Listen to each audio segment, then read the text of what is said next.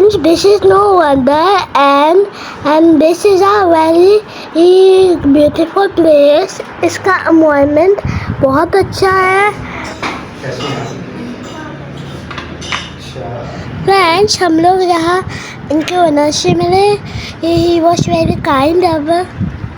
Friends, जो kitchen menu था उसमें बहुत सारे ऑप्शंस थे, इसलिए मैं बाबा से डिस्कस कर रही थी. फिर इसके बाद मैं भैया से भी डिस्कस कर ली थी. फ्रेंड्स, हमने मंगाया है एक club sandwich, mac and cheese and 2 types of pizza, एक white sauce pizza and red sauce pizza. Friends, and अब मैं अपना फूड एंजॉय कर रही हूँ and it was so yummy and बहुत चीज़ी भी था.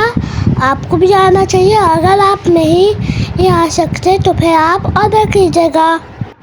फ्रेंड्स, एंड मुझे सब कुछ अच्छा लगा, पर मुझे white sauce pizza and mac and cheese बहुत ज़्यादा पसंद आया.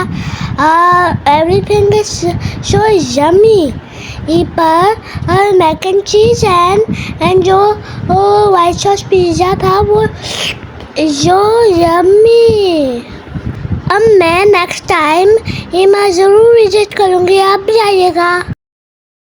ओके फ्रेंड्स, अल्लाह हाफिज़.